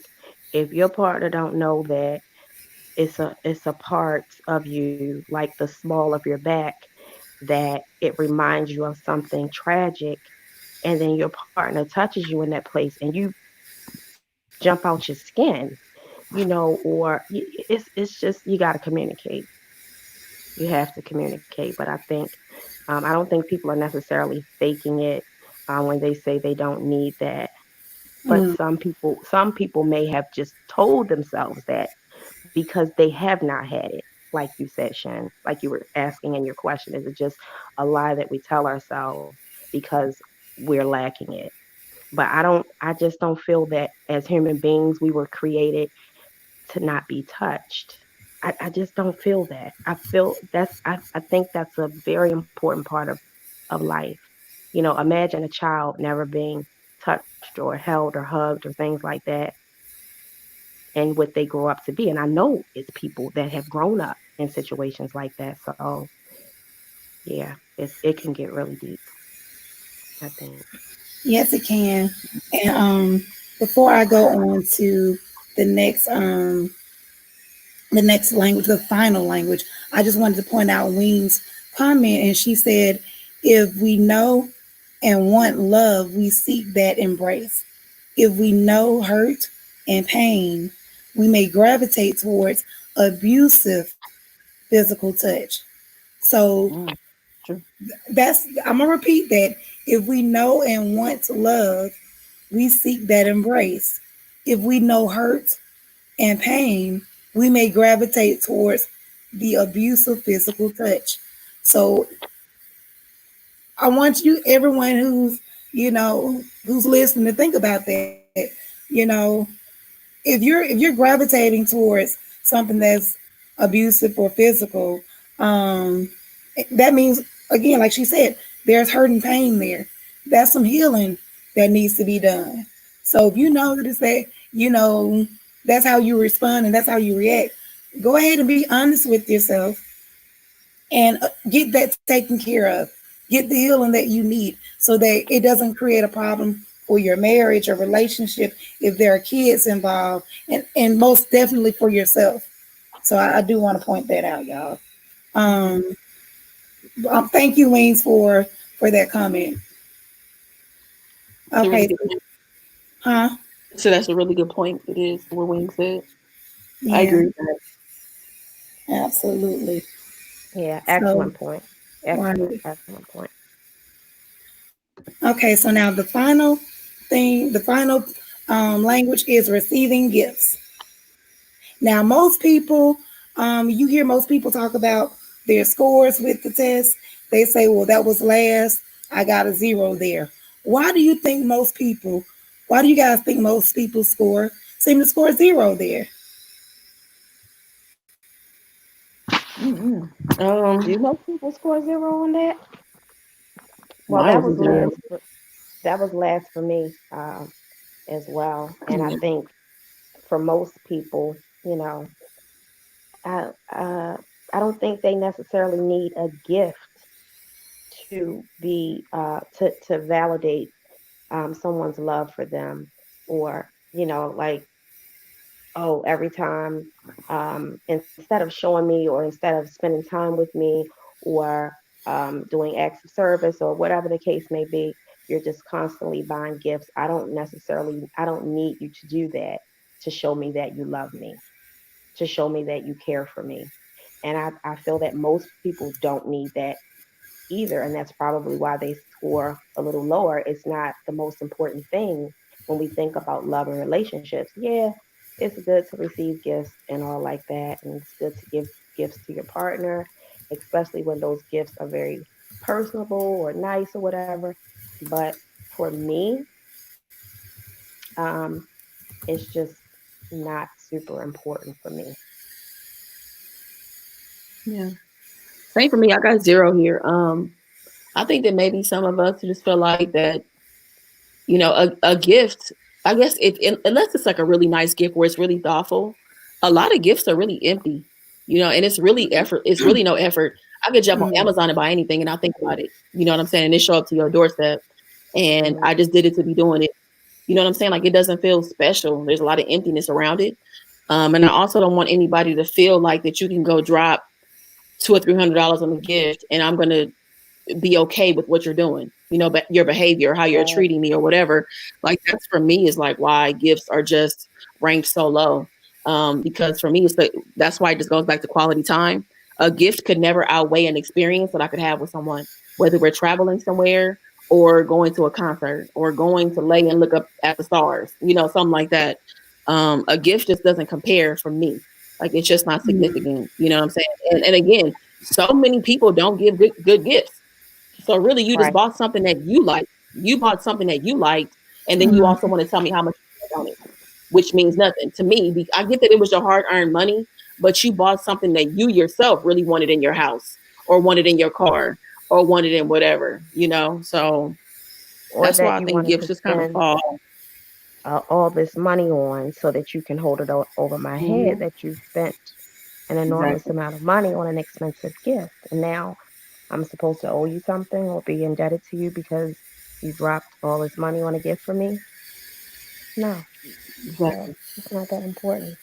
mm. But for some people, Mm-hmm. you know that giving gifts is it's a it's a true expression of love for them. So Mm-hmm. I haven't met anybody that scored this primary for the gifts. I'm sure somebody out there. I'm not judging, but just to go back to your question of why it usually comes in lowest, I think these are the reasons why, because it's just not super important Mm-hmm. Mm-hmm. in terms of everything else that we require in a relationship. Okay. I mean, I'm not gonna lie. You guys kind of some of the questions that I have here for receiving gifts. Rhonda, I think you answered almost every question that I had here for it. But just to kind of, put the questions out here for the chat, one of the questions that I do have is, does the quality or the price of the gift directly correlate with how you think your partner feels about you, or one partner feels about the other? So, in other words, does it determine the value of the person receiving the gift? I don't think the dollar amount doesn't matter to me. Like No. the dollar amount is not going to make me fall in love with the gift anymore. I mean, honestly, some of the best gifts I've ever had in my life were somebody making a card for me, and the things that were said in the card meant more than Mm, somebody going out to buy something that I'm never going to use. Like I'm a very minimal person anyway. You know what I'm saying? So really, there's not if somebody asked me what I want, I probably couldn't even tell you. So um, no, the dollar amount means nothing on it. And for people who flaunt the dollar amount, it's more about them anyway. You know what I'm saying? So, Right.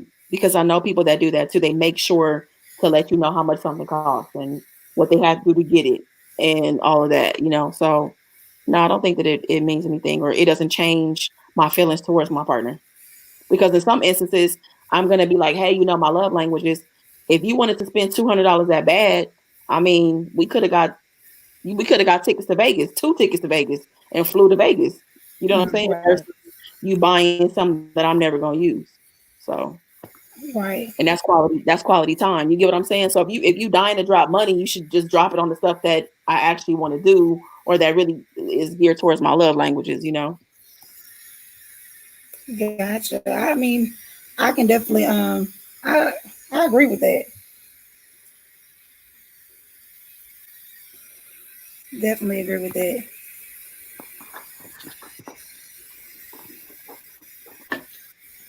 Now, Rhonda, you also kind of tapped on this too. And the question is, do all gifts come in the form of money? And I would say no to that. But can you guys give some examples of gifts that don't come in the form of money? I like getting cards. I like giving cards. I like receiving cards. Letters is, you can write a letter, you can write a note. That can be a gift to someone. You can create a playlist for them. You know, Mhm. it's a lot of different things that you can do where you're not spending money, where you're actually gifting someone. So, and those to me, those types of gifts, I tend to cherish more, because most things that I want or, something that I want for myself or like for myself, I can pretty much go out and get it, you know, but the big money and all that stuff is just I'm not impressed with that. It actually turns me off when somebody is Mhm. constantly talking about that, constantly talking about how much money they spent. And, it's a big turn off for me. So there's so many ways that you can do things. You can prepare dinner for somebody and Mhm. you don't have to take them out to dinner. You can prepare dinner for them, as a Mhm. gift. And I think that's a I, great idea. That's what I was gonna say. Even taking your time out to look for new recipes for us to cook together is a gift. So we now have a chance to try something different and make the dish together. Together. I Hmm. even think that it's a gift of us like sharing a journal together. Like we do journal entries together. We buy a journal that we like, and you write your entry, I read it, I write my entry, and we go back and forth. I'm very simple like that. Like, and like I said, if somebody's dying to spend money, literally journals, pens, hats, candles, board games. That's it. That's the stuff that I like. Like it's I don't need big ticket items to be impressed. It doesn't make me feel like you love me anymore. I'm not gonna love you anymore because you dropped $500 on something that I did not want.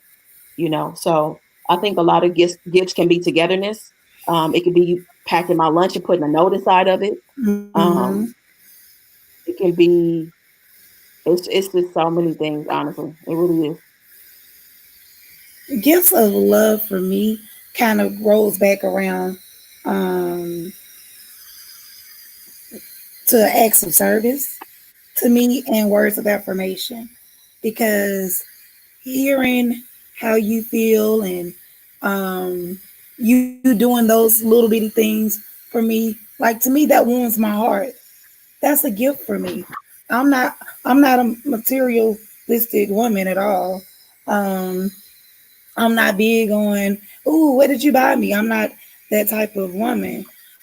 So those little things matter to me. Now, what I do get sentimental, I mean, I do get, emotional about is sentimental things or little things that you may have actually sat down and taken your time, again, quality time that you've taken from your day to think about me and actually create something for me or write something specifically for me.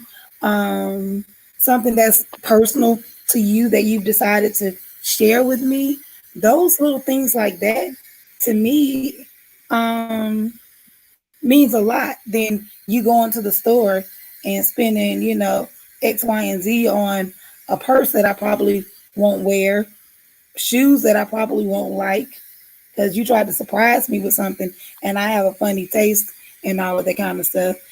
So um all that little stuff, all that stuff don't matter to me. It's the little things that matter. They speak volumes to me because it's just it's the sentimental part of it. It's the thought behind it. And in most cases, when it comes down um to gifts, like Rhonda said, it is about the person doing the giving.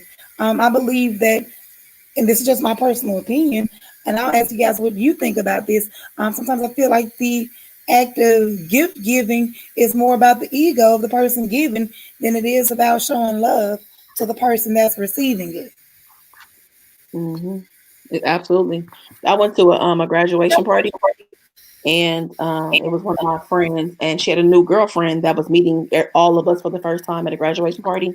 And her girlfriend bought her a $600 a pair of diamond earrings, and so she didn't want to show the earrings. She felt like she wanted to open them in private, and the girl was like, "Hey, can you open it in front of everybody?" And she did. And the girl made it a point to let us know that it cost $600, and that ruined her graduation party. Because it Wow. was like that's not that it wasn't about that. And but that made her feel good. That made her feel like a good girlfriend, a good significant other, that I dropped this money on you, and now your friends know that I dropped money on you too. So yeah, Right. it's crazy. It's definitely ego driven. Yes. Absolutely. Well, y'all, did y'all have anything else that you want to add? Mm-mm. Nope, this was good. Good questions. Yeah, I definitely like the journal entry thing. I have not done that in a relationship, but I have done that with my siblings. Mm-hmm. And we, because we live in different, cities, we mail it back and forth. Oh, And that was really, really very helpful for our relationship. I Um, like that. by me being older, they're younger than me. I'm the oldest or whatever. And we didn't always connect, in a lot of ways. And then we grew up in different homes and things like that. So yeah, we did that for a long time, for about 3 years, and that was really nice. And somebody was just saying that they wanted to start doing that again, and I was just like, I don't see myself having the time. But I do remember how good it made me feel, and um, how it really strengthened our relationship. So I may start that again, and I can see that being very nice, um, in a love relationship or whatever with your partner. That could be very nice.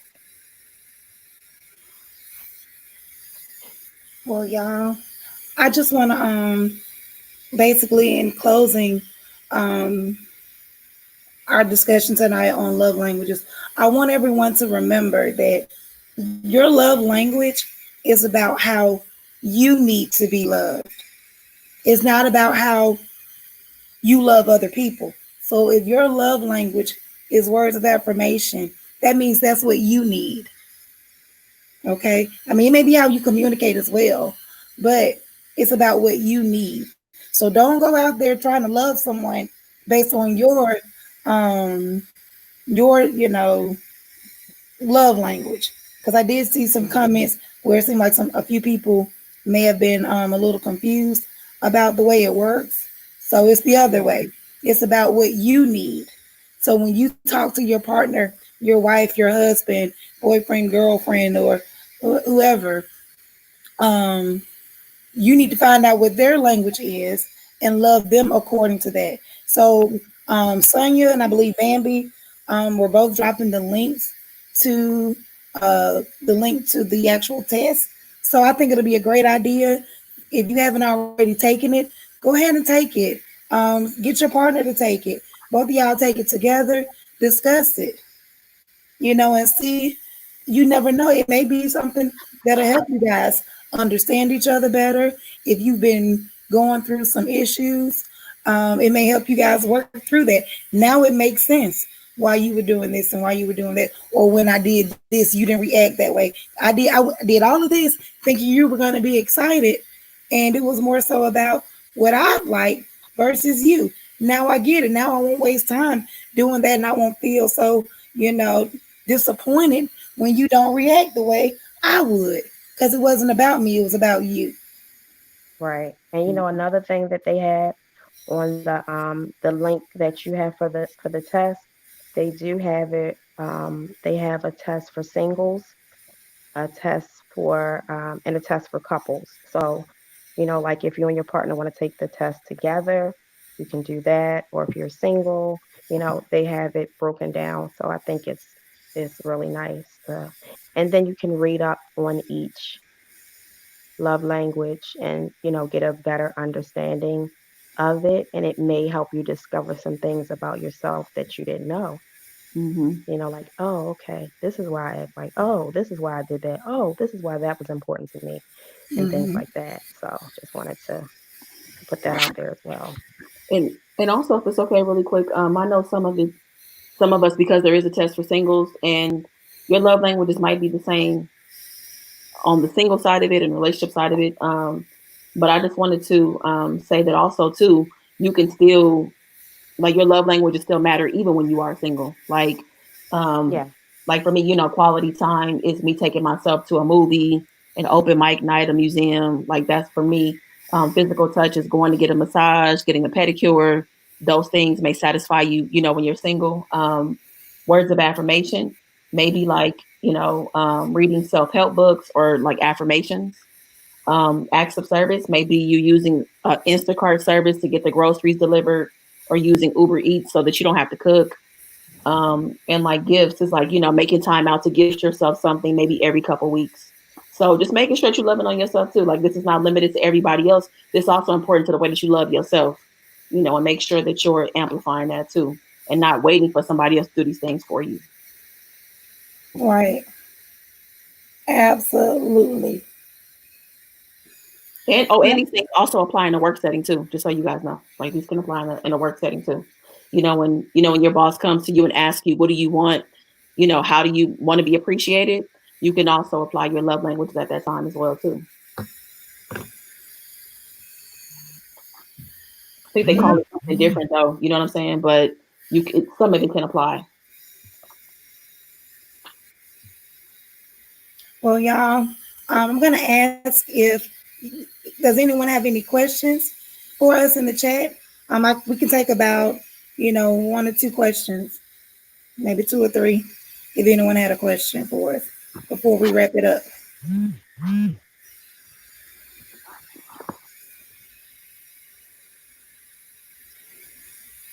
But while we're waiting to see if there are any questions, I do want to, um, I definitely want to thank my guests that joined me on the panel today, Mukbang and Things, and Thangs, and Rhonda's Red Sauce. I definitely want to thank you guys for all of your input. I want to thank you for your experiences that you've shared, your insight on everything. You both said a lot of things that made me think about things that I hadn't thought about at all. So I really appreciate that. I also want to say a special thank you to my moderators for dropping the links for me. It's a special shout out to Tamira because Tamira, um, one of my moderators, she helped me come up with these questions. So I definitely want to give a special shout out and say thank you to her. Thank you, So one Samir. question that we have here is from Wings. It says, "At what point should you express your love language with your partner?"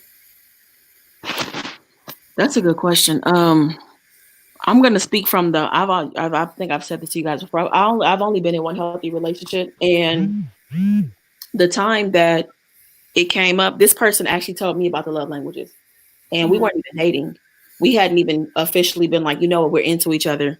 At this point, we probably had hung out maybe 2 or 3 times, but it still wasn't like dating. We were still kind of getting a feel for each other. And she just kind of mentioned it casually. So I think it depends on the situation. I mean, I know you don't want to scare anybody off, but I think it's fair to, I think you just kind of feel it when it's the right time. But me and this person were also friends before, so it also was okay for her to ask me if I knew my love languages. So I don't know. I think it kind of depends on the situation. I think it's a good time when there's obviously some interest there. You don't want to do it if it's kind of like flat and you're not really sure what's going on.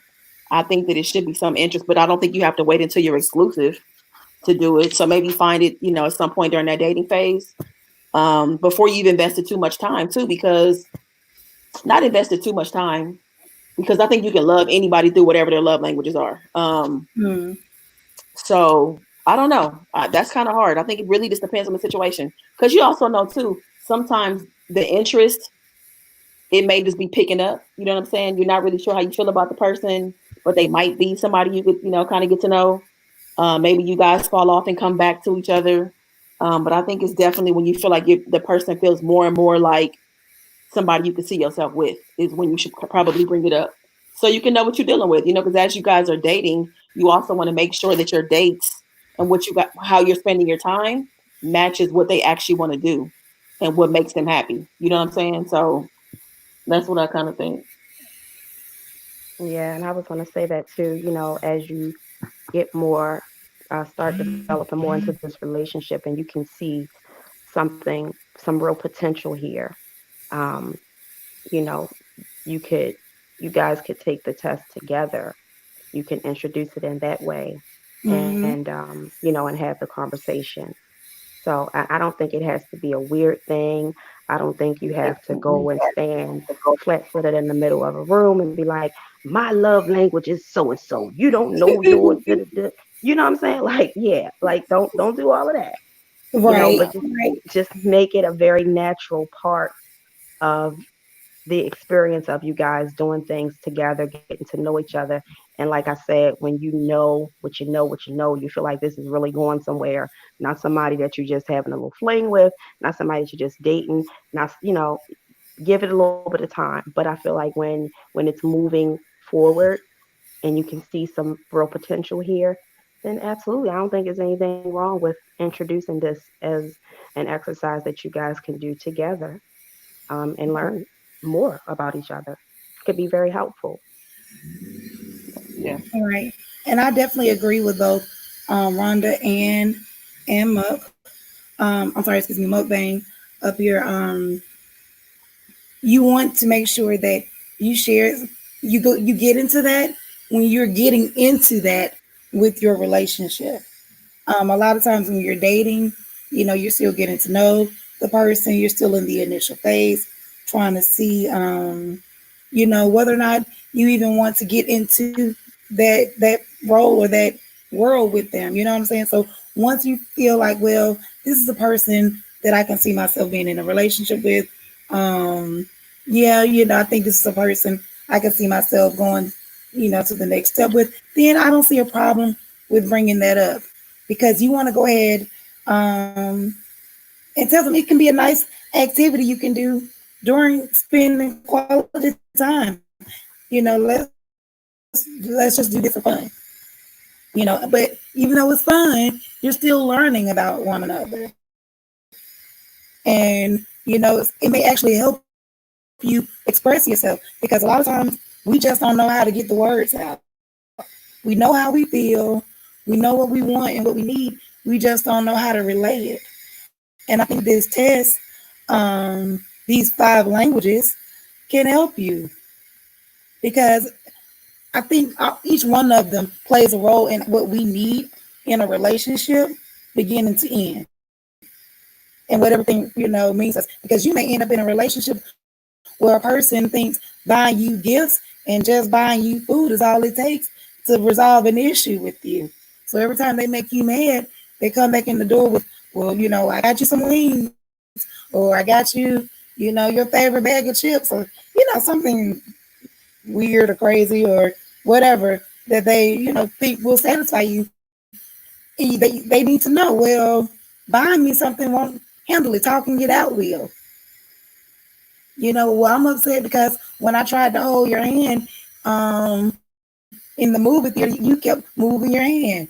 Well, the thing is, physical touch may not be your thing, but it may be theirs. So that's something you need to talk about. Now this, Ashley had a question, and this is going to be the last question. Well, yeah, the last question for tonight. Um, so let's see if I can get a question.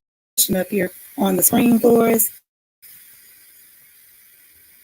because it moved right on out of my view. She says, okay, here's a question, just curious. What if a person has a love language that you don't connect with, such as quality time, but you really don't like to spend a lot of time with their partner? I think that if you don't like to spend time with that person's not your partner. That's what I think. I think that because even if you're just somebody who's not real big on going out, I think that you can still find ways to have quality time indoors. You know what I'm saying? You can get creative. There's so many things you can do in the house. I mean, as we're learning right now, there's a lot of things you can do in the house, around the house, the backyard. Like you could do all kind of stuff and have dates in that. You know what I'm saying? Like you could still be, someone spending quality time with your partner. But if you don't like spending time with them, I mean, do you love them and not like them? You know what I mean? Because that's a Right. thing as well. But they don't really sound like your partner if you don't like spending quality time with them, in my opinion. Because even if I'm not a person who doesn't really like to go a lot of places, I'm still going to figure it out so that I can make sure my partner feels loved. And I love them. I like them. I enjoy their company. So I'm going to figure it out. And like B Charmer said, you may not be equally yoked. I mean, you may like that person. They may be cool. They may have a lot of qualities that you like. However, you guys may not be a match. And sometimes that's a hard pill to swallow. When they check off all of your boxes for things that you want in a or a partner, but then y'all just don't fit. So you have to be honest with yourself. Are you forcing it because you just like the way it looks or the way it sounds?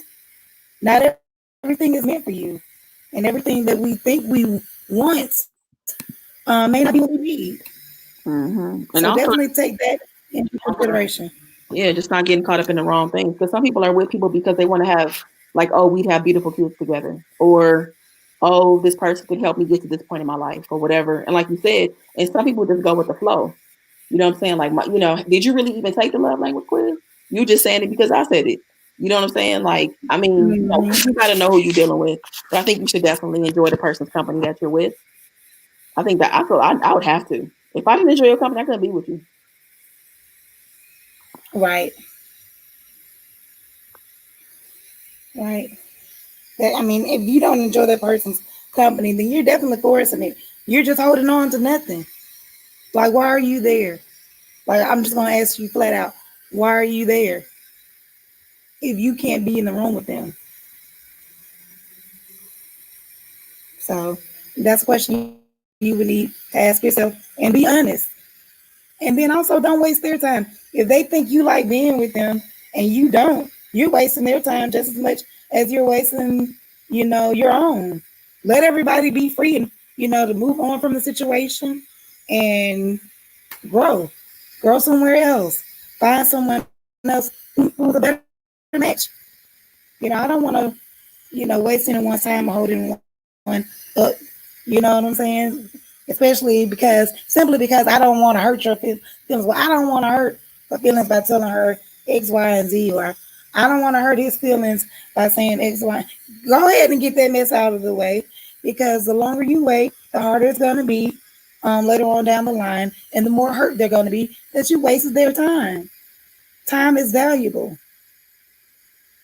So let that thing go. All right, y'all. Well, um, I think this is it. We've reached our mark. Y'all, I told you I didn't want to go beyond 2 hours. We were able to get a few questions in. Um, Again, thank you, Rhonda. Thank you, Mukbang, for joining me on the panel. I want to thank every last person Thank that you. was in here. And thank you for your comments, for your engagement, for your listening ears, for being open to hearing, receiving what was said, and for being so willing to share. There were so many comments that were here that I was able, to place on the screen where people were sharing their feelings, their thoughts. And I really appreciate you guys.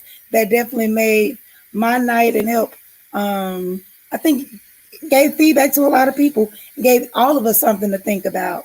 And I hope that you take what you've learned tonight and you go and you grow as a person, you grow in your relationships, and you grow in love.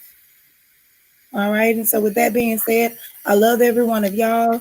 I love y'all on the panel.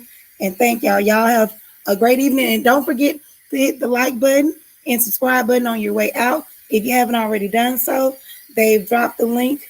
Sonya was dropping the link for both Rhonda and Mukbang. So make sure you guys go check them out. They have excellent, excellent content. So definitely check them out. I love y'all, and you guys have a great night. Have a good night, everybody. Thank you, Shen.